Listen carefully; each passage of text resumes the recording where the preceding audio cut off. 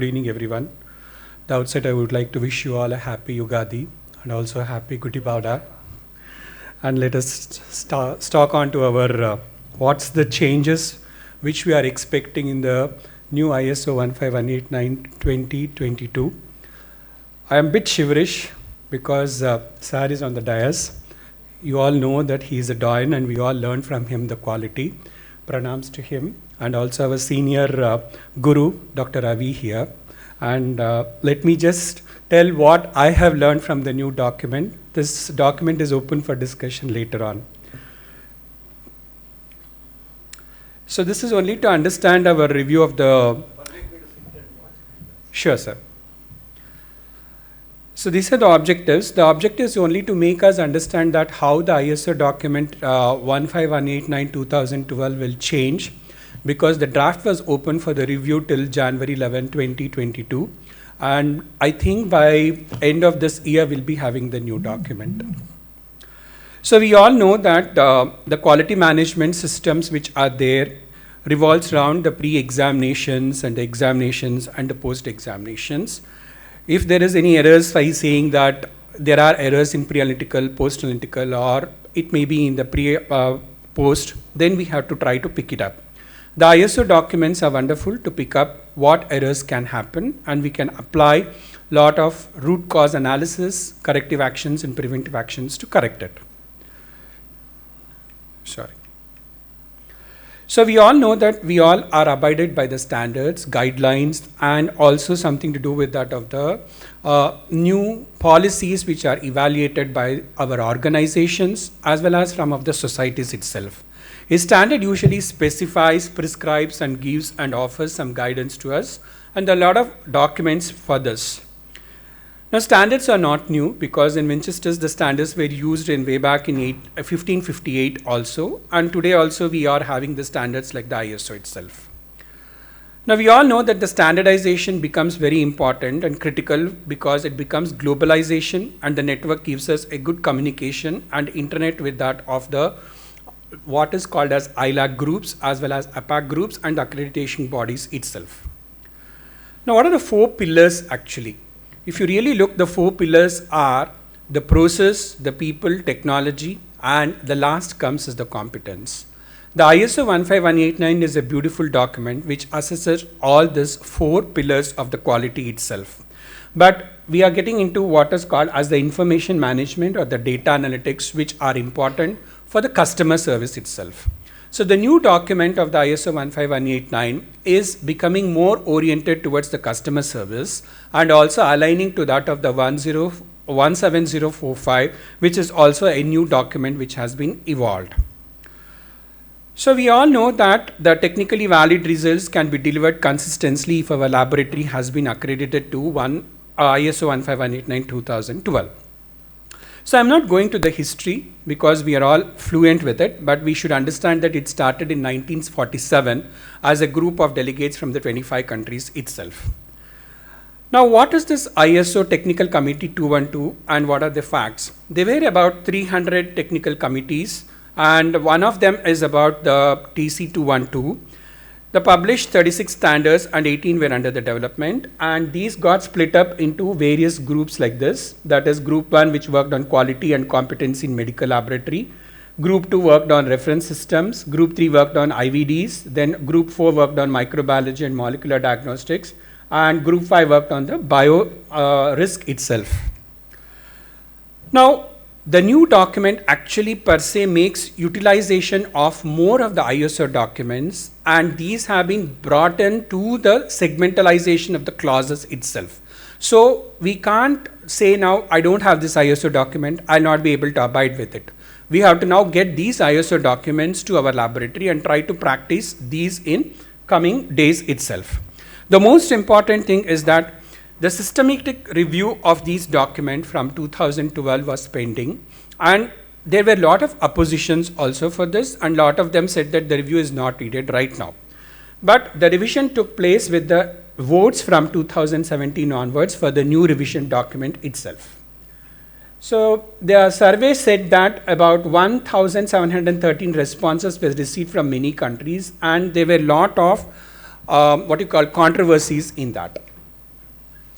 Now, the technical committees were asked to vote and they were confirming to the document, revision of the document and the withdrawal of the document of the 2012 itself. And the ballot was inconclusive in the year 2017. Now, in 2017, as I told you, the 17025 changed and it brought in 8 pillars of quality services, and most of them was something to do with the customer service itself. The current standard, which was published in 2012, required a revision probably up to 4 years and to be completed. And the revision was also given a transition period to this. Now, these are the people who were involved, and the 17025 also got into the changes.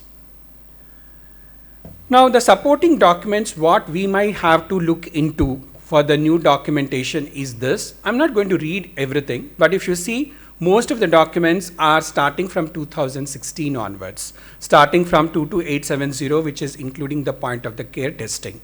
And the ISO 15189-2020 has the scope of the POCT in its document itself. Now, the ISO 15190-2019, which talks about the laboratory safety, which serve as saying from past 5 years, has brought into the vogue in the new document itself.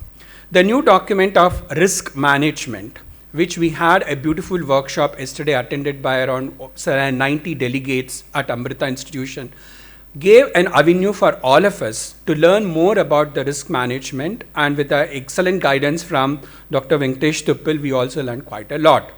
So I think the risk management, the safety, as well as that of the POCT is getting into more robust systems in the new upcoming 15189. And the most important thing is the pre-analytical. There was a question in the audience today about how robust is the collection centers having the pre-analytical phase to be kept in networked.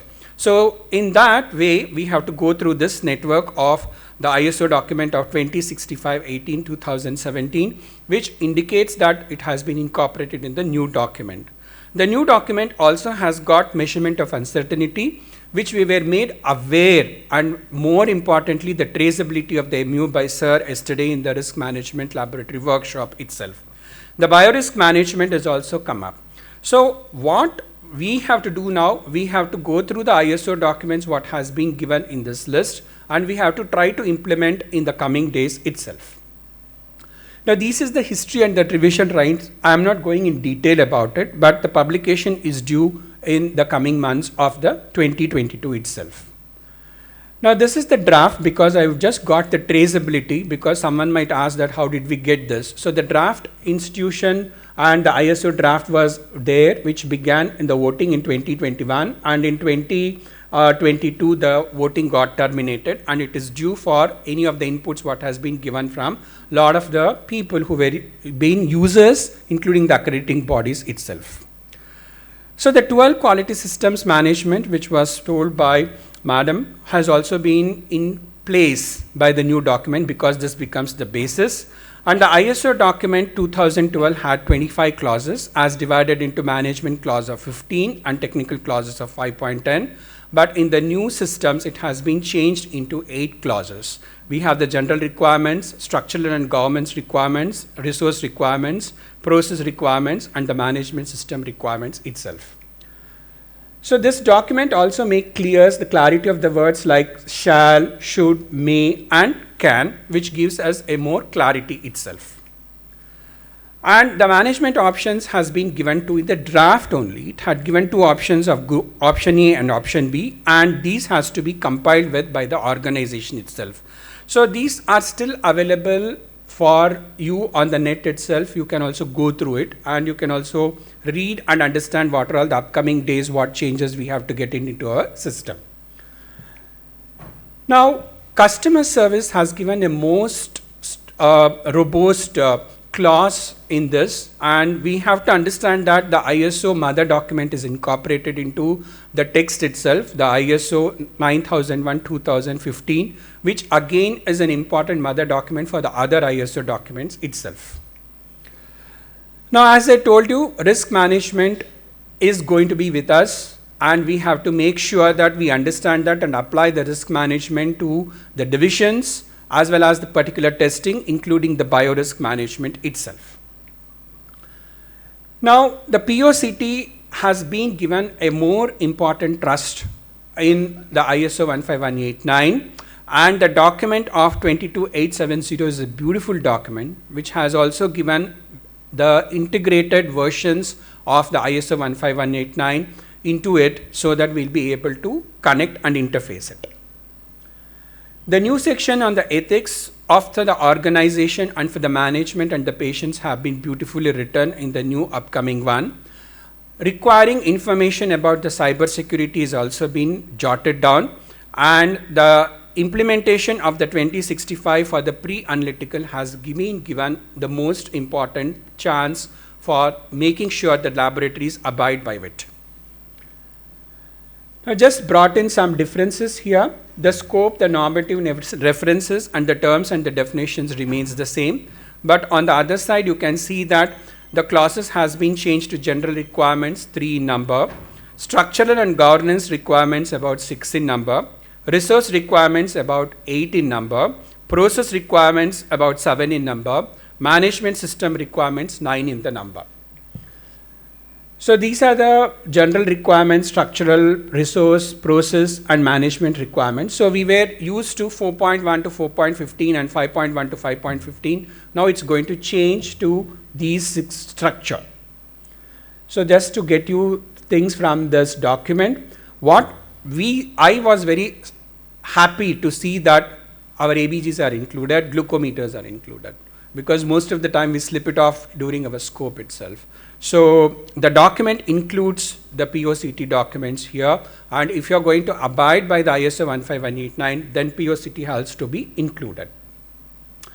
So in this we have clarity on impartiality, confidentiality, requirements regarding the patients itself, and we have got clear entities about the legal entity, role of the laboratory directors, laboratory activities, structure and authority, objectives and policies, and the risk management itself.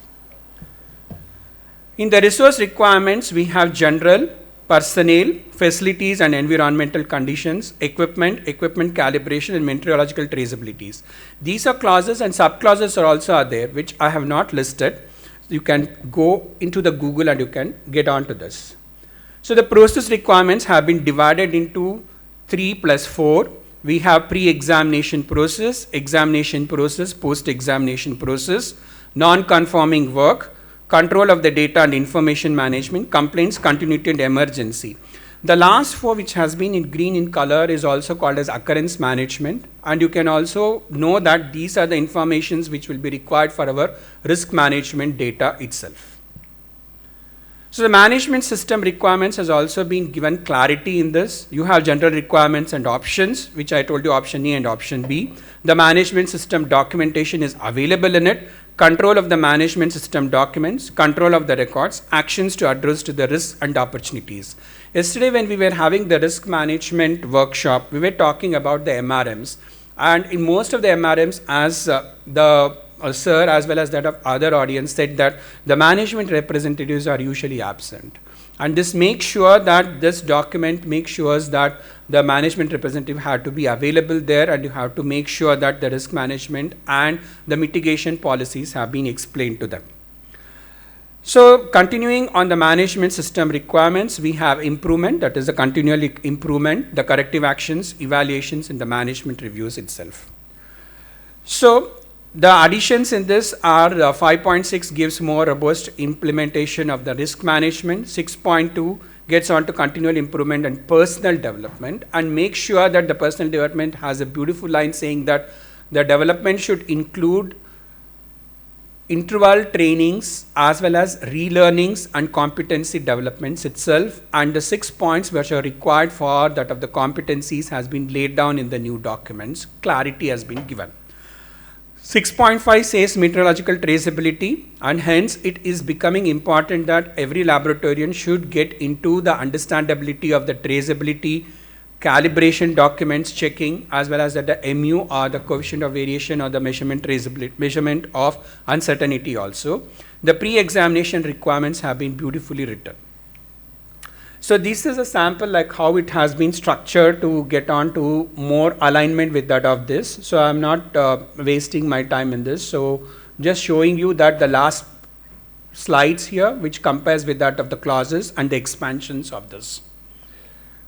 So it's a huge document, and the pages are also more than 90.